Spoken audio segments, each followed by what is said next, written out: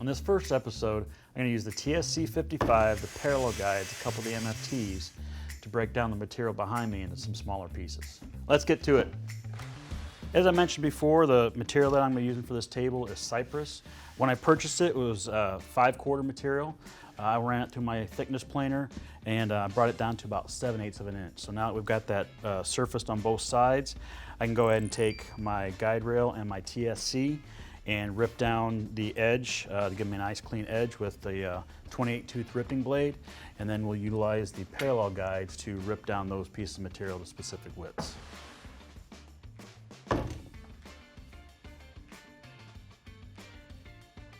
All right, so now that we're ready to cut, I've got 2 Bluetooth batteries in here. I've gone ahead and paired those to my dust extractor. If you want to know more about how to do that, head over to our YouTube channel where I've done a setup video on those. All right, let's make a cut.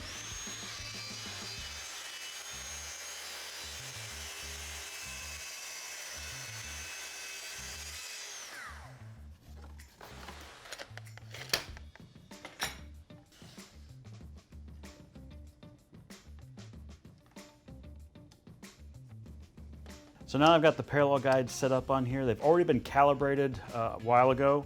If you need more information on how to calibrate them, you can head over to Festool USA YouTube channel, and there's videos on there on how to calibrate them.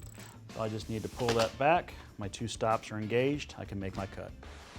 So I've got my parallel guide set. We're ready to cut. A little tip, when you go to set your TSC back down, make sure you always push your clear plastic viewing window back down because that'll help with the dust extraction. So this first rip, we're going to do 2 of them at 2 3/4 of an inch.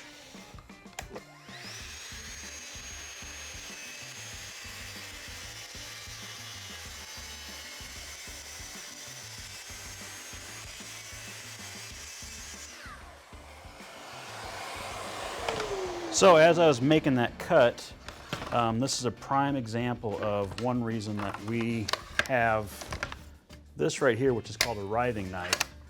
This was a very straight board as I start to cut it. I don't know if you can tell from the camera, but if you can see there's a gap here and it's tight here. This board, as soon as I cut through it, the tension in that board just released and it sprung out. Luckily it sprung the opposite way, but that is what that riving knife is for, so it doesn't bind up on the blade.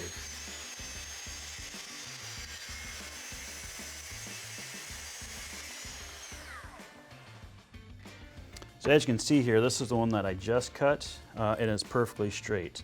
This was the first cut that I made, and they're both out of the same board, but as soon as I made my cut all the way through on this board, it just sprung into that huge arc. So we'll see if we can utilize some small pieces out of that board. Otherwise, we may just have to cut another piece. So for the next cuts, I'm gonna have to change this to 2.5 inches. So it's just as simple as loosening that, set that 2.5. I'll change the other one. You notice when I slide my parallel guides over, there's not enough material to support it in the back, so the whole thing starts to tip. All we need to do is just take the piece that I just cut, put it behind my material, and that works as a support piece, so now it doesn't tip on me.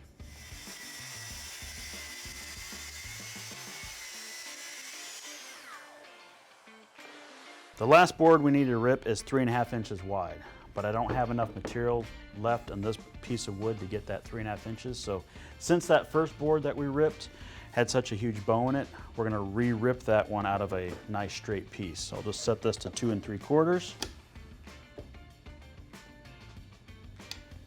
I'll do the same thing down here.